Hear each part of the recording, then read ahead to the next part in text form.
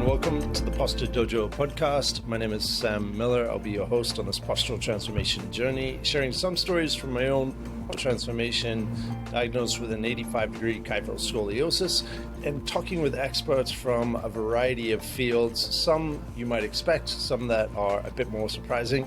Today, I'm excited to speak with Dr. Beth Terranova, who has developed, it seems like a combination of a variety of techniques to approach scoliosis. Dr. Beth, welcome to the podcast. Thank you so much for having me. Walk us through what and how you help people at the moment. Absolutely. So I am a physical therapist and I trained as a PT, but had an interest in scoliosis from my own journey. So I was diagnosed with scoliosis as a teenager.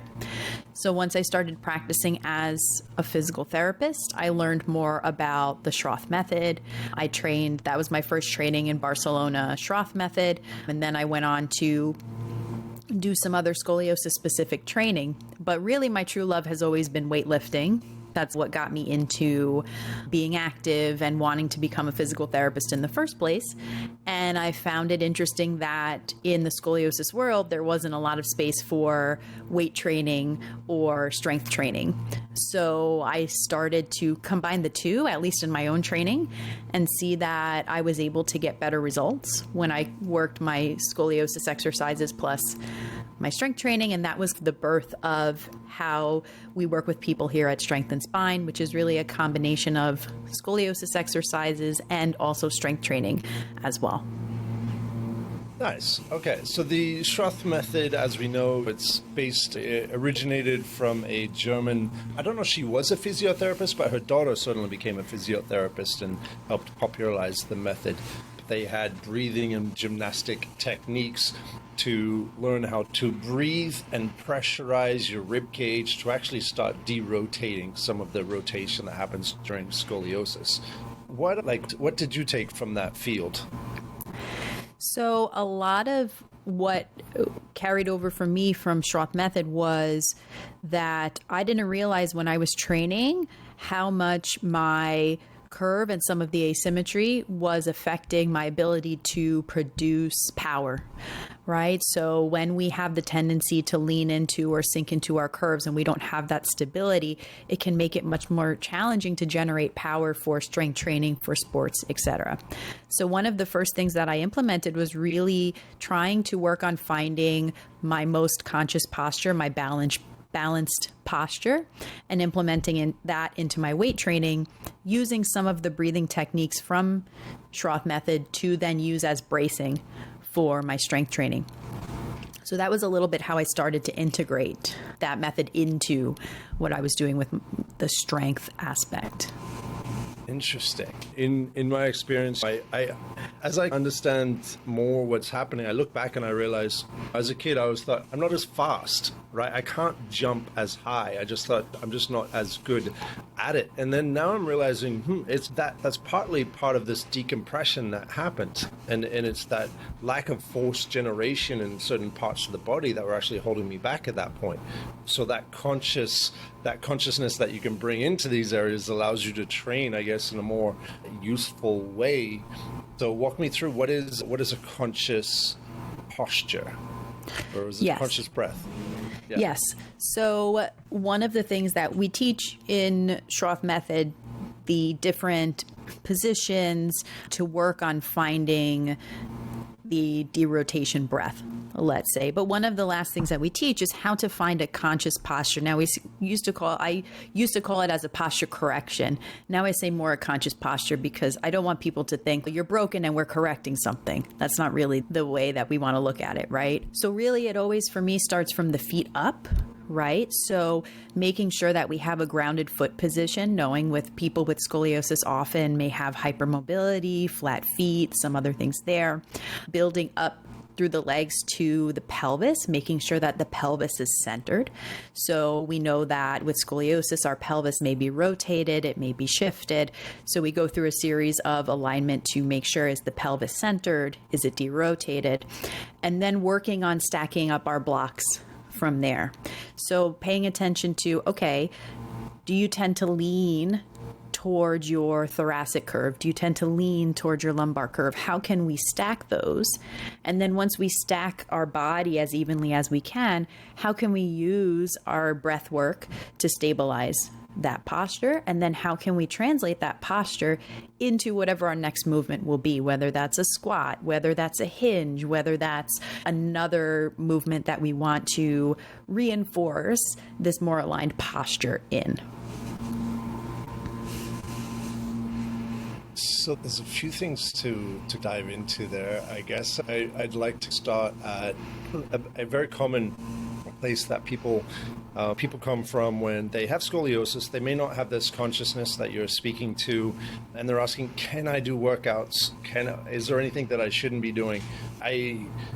Personally, there's a few exercises, for example, the bar squat, which I was doing unconsciously.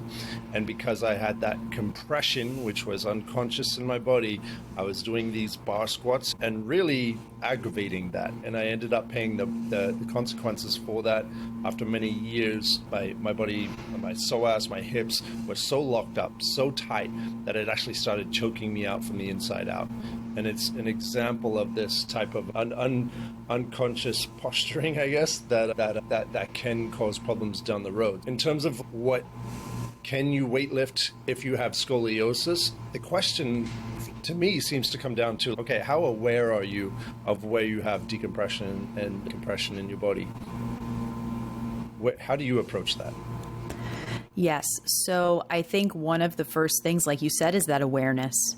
So for many of our clients, starting by working in front of a mirror or making sure that they're taking videos to make sure when they're doing the exercise, they're not leaning into their scoliosis more, right? So because with scoliosis, we don't always have that proprioception to know where our bodies are in space. Often when my clients first come in, I ask them to take a photo of themselves in standing, and their trunk is completely leaning over to the side of their curve. And they write me and they say, I had to take the picture a few times because I didn't even realize how much I lean into my curve and how much I compensate into my curve. So having that awareness first is a big piece of it. And also sometimes backing down maybe the weight, backing down the intensity, or maybe even modifying the exercise. So often barbell back squat is a big jump for people if they're just starting weight training, although oftentimes it's like one of the first exercises that a personal trainer might teach someone. But we tend to back it down first to say, okay, can you even squat with your body weight, maintaining the right position of your curve? Okay, from there, can you now hold a dumbbell and do that, and then go and build from there? So I think it's building that foundation, which is the piece that oftentimes are missing for many of us with scoliosis. Unfortunately, not many people in the strength world have specific training for scoliosis to offer that guidance or to look for those compensations. Yeah, is there any exercises that you would flat out say, even if you have this awareness in your body about your scoliosis, is there any exercises that you would say, listen, it's not worth it?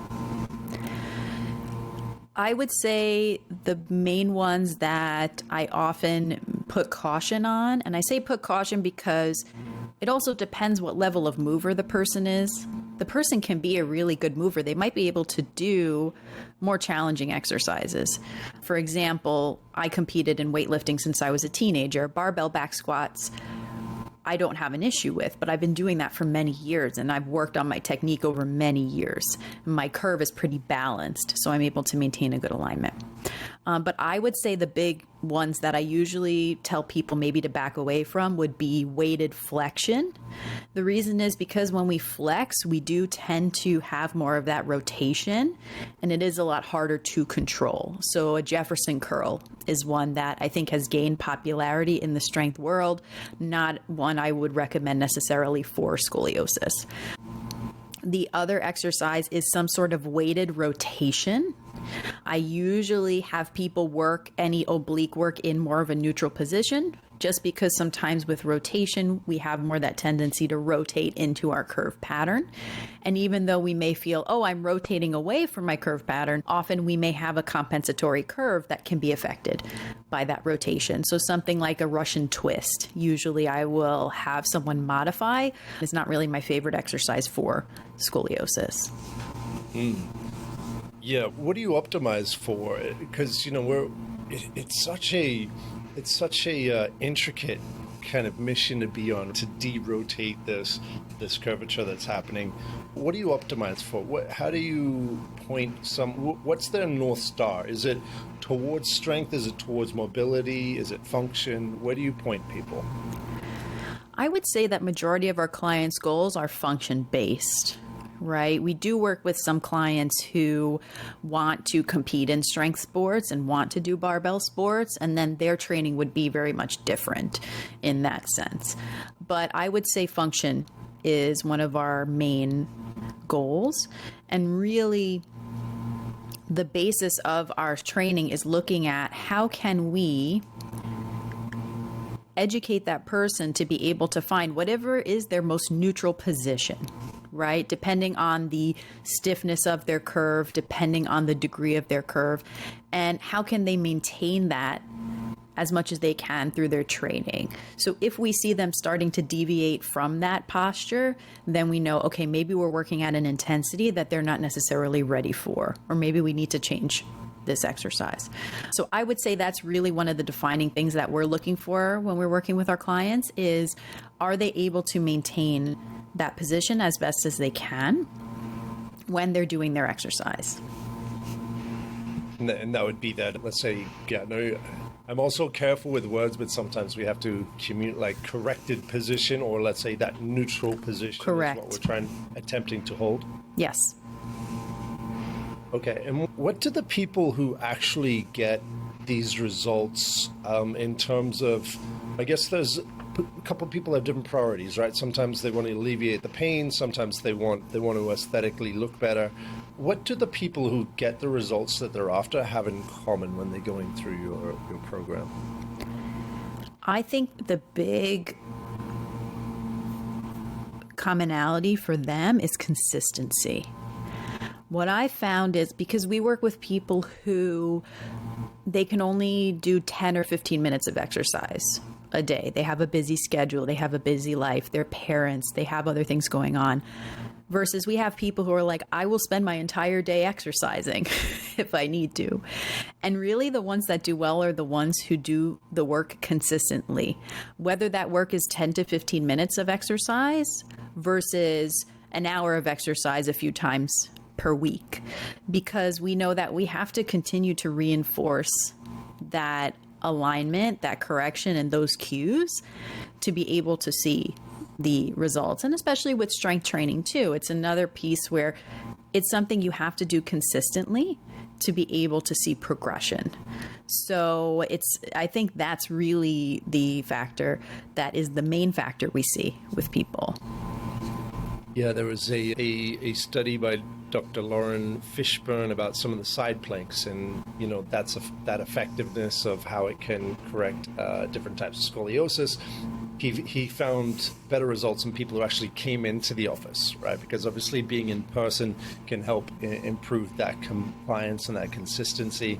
As an online teacher, how do you approach that world and do your best to help people stay consistent? Yes. So that was actually one of the big challenges when I worked as a physical therapist in person, was that I would give my clients this beautiful home exercise program and then they would never do it. So I think a piece of it is just being overwhelmed with, okay, the physical therapist gave me 10 exercises. Which do I do? So the way that we work with our clients on that is that we have our own app. We have the Strength and Spine app. And for each of our clients, they get a personalized exercise program in that app. So they know exactly what they're supposed to do. There's no guesswork. There's no, should I do this exercise or that exercise today? They have it all laid out for them. And then they're able to go in and check it off. And we even ask them to upload videos. And that really makes them have to do the work because they have to record the video to send to us. So those are a few ways that we keep our clients working with the program. And I think sometimes just even knowing that, okay, this is something that is meant for scoliosis, this is something that was built with me in mind, it motivates them a little more than when they initially come to me and they're like, I walk in the gym and I just don't know where to start, or I don't know what to do, or every exercise I second guess, is this a good exercise for me? So I think that also adds to them being able to be consistent because they know, okay, this is something that is built to help me and built with my curve in mind. Yeah, every spine is different, and so the approach is the internal, I guess, the introception of what's going on and being able to guide and imagine that is an important piece to that. How do you help people understand their own internal stage and structure? In terms of introducing them maybe to their curve and things like that. Yeah, so that was something that really I had to develop during the pandemic because I couldn't have my hands on my client when we were working remotely. So a lot of that is giving them an external cue, whether that's a vision using some imagery or having them do their own hands-on cueing. Okay, feel your ribs. Do you feel the front of your prominent side opening and things like that? We also, with each of our clients, when we meet with them initially, go through a very detailed assessment of their posture, how their curve is affecting that. We explain to them their x-ray because we find that just having that knowledge is power for them so they can know and understand their curve, and then it can translate into many things that they do. So for example, my client will say, I was out walking with my grandson and I noticed I was leaning into my curve. I was able to make that conscious realignment. So really having that foundation can be really helpful for them. Yeah, empowering people to understand their own posture is such a missed aspect of, I guess, the conventional medical system. When you go to a general doctor who will refer you to an orthopedic surgeon, and the surgeon will send you for x-rays and look at those x-rays, their analysis is about angles, and it's about terminology and anatomy that most people don't know. And there's not too much of an education process here. And I think they like that because they stay in that position of authority. And we are presented with options for bracing or waiting and watching or surgery or not. And if those aren't an option, then good luck. That's all we can really do about it. There isn't this part of saying, well, let's help you understand what structure you have in your body, and let's learn some of these tools that we have innately available to determine that, and let's address the psychological aspect as well, and that's where it goes far beyond the one-size-fits-all approach that most systems approach this with. Have you delved into any of the psychological or emotional aspects of scoliosis? Absolutely. I mean, I don't think I realized how important this was until I started really working with other people who had scoliosis. I mean, I always had some knowledge of my curve, knowledge of like my ribs don't look balanced, and do people notice this, and why when I do this lift and my teammate does it, it doesn't look the same. So I had that, but I was taught ignore it, don't pay attention to it. And it wasn't until I became a scoliosis therapist I realized how important that was.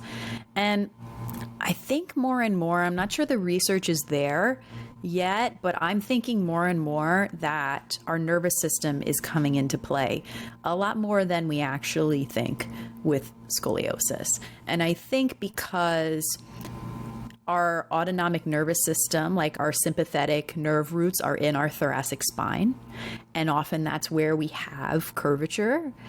And so I do have a feeling that over time we'll learn more. That system is more effective and more affected. And now we're seeing more in the research of relationships of people with scoliosis having more incidents of irritable bowel syndrome, which is related to nervous system changes and things like that. So I think that over time we're going to learn that that piece is so much more important. And unfortunately, like you said, that piece is completely disregarded in the medical community, the traditional treatment of scoliosis. Like the go-to is just deal with it. You have it, just deal with it. There's never any, like, I've even had clients tell me, like, oh, the doctor says to them, look at this deformity you have. That is so hurtful to say to someone. I'm like, how could those words even come out of your mouth and you think that's okay? Like, it's really something that I think over the next few years has to become almost one of the like paramount treatment in the scoliosis world, is also looking at that side of it. Not to mention that also many of us are diagnosed with scoliosis as teenagers, which is a very difficult time in general, right? And then we're put into treatment like a brace where we feel different. We may feel compressed. We feel like we can't be ourselves, or we're pushed into whatever treatment is chosen for us in a way. I think even that it can be a trauma for people. And I think we're going to learn so much more that this is a big part of the experience. Yeah, personally, it's where my kind of curiosity and interest and research is taking me, looking at this stuff, and it just blows my mind how I do see it changing. So I am optimistic about where it's going, but it just blows my mind how much some of this very seemingly logical stuff has been, for the most part, ignored. I want to touch on a few things you mentioned. Being related. That's interesting because 15 years of ignoring my kypher scoliosis, I felt like I had stomach issues, and I went to the doctor and they prescribed antibiotics. I'm like, that doesn't feel right. This feels different. I don't know. So it turned out after 8 months of diving in there, I found out it was the psoas, and it was just my hips and that whole area being choked and tightened up and compressed so much that it started interrupting that whole digestive flow that I had, and that was causing those stomach issues. So there's that physical aspect of just having the structure pressing in areas, because you've got right next to the lumbar spine, you've got the psoas, you've got the lymphatic system and the digestive system. So all of those things come into play lower down. And then you mentioned the nervous system, which for me, I think is much closer to the root of cause or let's say the origin of how we should be looking at this. There was a study, and I don't know if that was the one you're referring to, but in 2008, 2009, in a Chinese university, they measured the length of the spinal cord in proportion to the spinal vertebral column. And they found that people with adolescent idiopathic scoliosis had shortened, or let's say contracted, spinal cords. So in relation to the size of the vertebrae, right? So they had contracted or shortened spinal cord. And to me, that's okay. Why would a nerve contract, right? I mean, the nerves, the spinal cord, which is an extension of your brain, which is your brain communicating with the rest of your body, why would it be in a state of contraction? And if it's in a chronic state of contraction throughout your teenage years, then you're physically going to start seeing a warping that happens with scoliosis. To me, that makes a whole bunch of sense. And I'm like, well, okay, why haven't I heard of this? I'm 38, 39, and I'm like, how have I lived my entire life and this concept has never been explained to me? And so I'm on a bit of a mission to put that information out there, because we need a bunch of people looking at it and working with techniques that take that into consideration. Because if we're, for whatever reason, in a younger or teenage phase, entering into a state of maybe it's a physical or an emotional response, right? Maybe we're physically bracing ourselves. Maybe we're physically trying to do something. We have an intention to do something. We have a chronic stress and anxiety. We're trying to avoid this world. We're trying to create a world. Or maybe there's an emotional attack on the system and we're going into a bracing mode. Obviously, the first muscle that activates when we're running away or when we're freezing is that psoas, those deep hip flexors plugged directly into the spinal cord. So there's a lot of different reasons why that whole system might be contracted. But if that's integrated into our approaches, I think there's a lot of promise to start addressing this earlier, especially during those years. Because I know as I've started to integrate that understanding in my movements, in my corrective breathing, in some of these corrective poses, programmed the opposite reaction. So for me, that might be I trust, I'm safe, as opposed to the opposite emotion is protect, I'm in danger, something bad is happening, protect, danger. I go the opposite way. I trust. I'm safe. I'm protected. I have strength. I have confidence in that area because I can move freely in this area. I drop the weights, as you were saying. I drop the ego. I go there very lightly, very softly, and I re-educate that range of motion, that place in my body that may have been holding a chronic, trapped emotion. And it's incredible what happens. The relaxation happens, the elongation happens, the alignment happens, and I feel it in the body when that happens, and it's beautiful. And I think it's like at the core of where I hope more of this type of healing goes. I agree. I think there's even research, and you probably have looked into it more than me, that the psoas has more innervation in terms of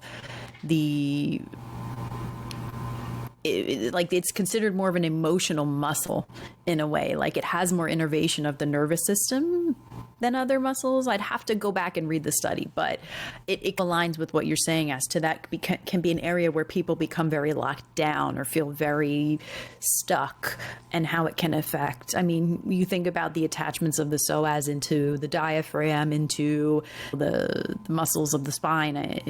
It can make such a big difference to be able to have that release. And oftentimes it's not that and I don't know if you find this with your client as well, it's not so much that the muscle itself is limited in motion, more so that it can tend to brace or tense in response to emotion, in response to trying to make up for other muscles trying to kick in.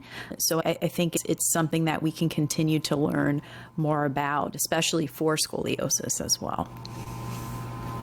Yeah, I've noticed in my own body sometimes I have chronic tension in certain places, or let's say chronic tension, when I feel like I have a vulnerability or a weakness in a movement or a certain twist or a certain way of moving things. And that feels bad. So I go danger, red alert, my kind of system and muscles lock up in certain areas. And in order to rebuild, in order to build my highest posture, those things do need to be let go of first, and letting go of that tension requires a reprogramming, an emotional reprogramming, essentially, of safety, of trust, and confidence that is built through light, gentle awareness and light and gentle strength. Absolutely. So I guess, do you do fascial work in what you're doing? It's a good question. Yes. We do. So we do instruct our clients in doing fascial release if we feel that it's something that is impacting them. We also find that as they build their strength and their body's trust of new movements, they will often notice improvements in the movement, in their flexibility as well. So I do think it's something that we incorporate. I wouldn't say that it's something that I use with everyone. And I think part of that is because many of our clients also have hypermobility. So often I'm looking at ways where I can help them to stabilize rather than mobilize. But I think it is a useful tool. Okay, amazing. And what are you optimistic about in terms of looking at the future of scoliosis treatments? What do you see coming through the pipeline that has your interest at the moment? So I think there's many things. I think on the looking at the origins of scoliosis, obviously they are looking at more in terms of not necessarily genetics, but more so proteins and what proteins are produced by people who have scoliosis, whether those genes are getting turned on in that person and whether that can be predictive of a curve that's more likely to progress. So I think that's exciting because then we'll be able to more address a curve earlier that is more progressive, let's say, with the right intervention. I think I'm excited that the scoliosis community is becoming stronger and having more voice about our condition, about how we want to be represented and what it means for us and all of that, because I feel that we still have a lot of work to do on the medical community side as to empowering people with scoliosis rather rather than putting them in a box or telling them they can't do certain things or stopping them from doing things that they love. So I feel like that I'm hoping that the more we educate the community, the more we educate the medical community, that it is important for people with scoliosis to have options and to be able to do the things that they love, but have the support that they need to make sure that they're taking care of their curve as well. And I think on the front and the surgery side of things, I think that for people who do choose to have scoliosis surgeries, I do think that the surgical technology is improving. And I think that they will have more options in the future with tethering and other options that are becoming more available, as opposed to just always opting for a fusion. So I think there is a future in that, and for all of us to have options and be able to choose what we feel is the right treatment for us. Nice.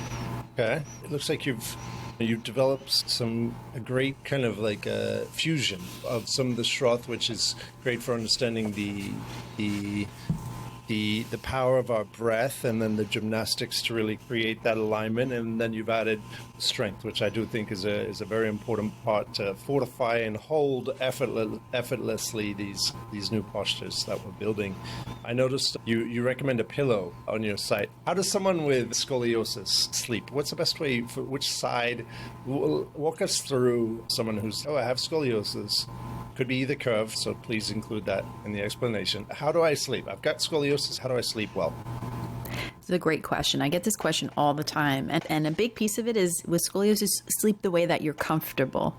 Because we don't have research to tell us that certain sleeping positions progress scoliosis. We don't have it. We have theory. There are theories about that, but they've never studied to say if you sleep on your side or you sleep on your back, is you're going to make your curve worse. Basically, you're not against gravity, so there's less chance that you'll have an issue in terms of a progression when you're sleeping. But for me, I would say the two best options we usually recommend are back sleeping or side sleeping. And that's why we share the pillow pod. It was actually created by someone who had a spinal fusion. So you have the option of sleeping on either side, and you have support between your legs, which I think is important so we don't rotate through the pelvis. I think sometimes people will experience discomfort because maybe they're putting a little bit more tension on that area overnight. And often I will say people, traditionally in Shroth, I think the recommendation is to sleep on the concave side of your bigger curve. Truthfully, I sleep on both sides. I don't find really a difference for me as to which I prefer. And then, or to sleep on your back with your legs supported with a pillow or something like that. If you feel that you prefer to sleep on your convex side of your main curve, you could always support that if you wanted to with a small pillow or towel or something like that. So really, I think the takeaway is that it depends on the person, right? Some people might have different preferences than others, but I think what we're learning is it's more important to just get sleep. Sleep is healing for us. It's important for our immune function. It's important for our nervous system function. It's important for so many, our muscle recovery, all of those things. So don't force yourself to sleep a certain way if it's limiting the amount of sleep that you're actually able to get, but sleep in a way where you feel supported. And relax. Yes. Relax. That so sleep important. Is an amazing one for really letting go of that control that we have throughout the day and allowing, and that's a big piece to this, right? Creating that ease in the nervous system, which you can enhance sometimes by carrying thoughts and programs in your mind as you go to sleep, right? That's helpful. And then when you wake up, there's always the pandiculation, which is nice, where you can flex and extend your hands and your feet. Really enjoy those morning stretches, right? When you have that morning inclination to move and to extend, that's a really beautiful moment. And exaggerating that and going with that, allowing that, and really being present and aware in those opportunities is also another nice thing to add to a great sleep. Absolutely. So Dr. Beth, please share us what services and what offerings you have, and where can people find you? Absolutely. So people can find us on Instagram at Strength and Spine. We also have a group on Facebook, which is the Scoliosis Strength Community, where we share information about getting started on fitness with scoliosis. We work with people primarily online, so we work with people all over the world. We do coaching, like we discussed, where we help you to learn more about your curve and then also how to start strength training, start weight training with your curve in a way that is also balancing your curve, but also allowing you to get stronger. So we have online programs. We have some courses to learn just the basics of stretching with scoliosis, core strengthening with scoliosis if people are just looking to learn. And I would say that's a big piece of our offerings. And we do occasional in-person events. So if you're listening to this and you're local to London, we will be in London in September. So please feel free to reach out to us on Instagram. We'll be happy to send you the link, or you can check out our website, strengthandspine.com. Amazing. What does it feel like to have the strength that you're building? Wow. I mean, sometimes this question makes me like tear up to think of it, to say over the years how much I've changed in that aspect. I think that feeling like a person who is strong with scoliosis, not even realizing how much that impacts other people. How many people message me and say, I watch you lift and it's incredible. Like I'll share just one quick experience. So when I first met my mentor who taught me the Shroth method, I showed her a video of me lifting and she said, what are you doing? But she said, that's so incredible. Can you give it to me? And I will put it in my presentation because I want to show other Shroth therapists that people with scoliosis can lift weights. They can do it in a way that's safe and they can enjoy it. And so there was a parent of a teen that came to see my mentor, and the teen was upset because her father told her she can't lift weights, she has scoliosis. And my mentor said, no, watch this video, watch Beth lift, look at what she's able to do. You can absolutely do this with your scoliosis. And that teen found me a few years later when they had started lifting. They love weightlifting. They've done it for many years, and it's really made such a difference in their life that they've been able to do it. And they thanked me. They said, if you hadn't shown your story, I never would have, my father would have continued to tell me to not lift weights. I would have never gotten to do the thing that I love. So I think for me, that is just a big piece of why I do what I do and my journey, and to be able to share that with others is just great. Why do you love strength training? The truth is this, I started sports when I was a little bit older, and I truly sucked at everything else. That was a big part of why I got up to strength. When I came to the weightlifting gym, and this was a long time ago, there wasn't a lot of women who lifted weights. There was only maybe 2 women on my entire weightlifting team. It was just something I was good at. And part of it was because with my scoliosis, my short little trunk made it easier for me to lift the weights because I didn't have to lift them as high. So I started weightlifting and I just fell in love with it. I always enjoyed feeling like, even as a person who's relatively small, I'm only 5'1", I'm not a big person, that I could have a presence. I think that was a big part of it. And I love competing and being on stage and sharing that presence. And I think it's a side where I can really show my strength and show my tenacity and have something to really be able to train for. So I think that's a big part of it for me. Yeah. Beautiful. Thank you for inspiring and literally empowering through strength people who are otherwise looking for answers and looking for guidance. So you're absolutely doing that, and I appreciate you for that. Thank you very much for coming on and sharing your story. Thank you so much for inviting me. Appreciate being here, and thank you for all your work that you continue to do to help people with scoliosis as well. Thank you. All right, thanks everyone. We'll see you in the next one.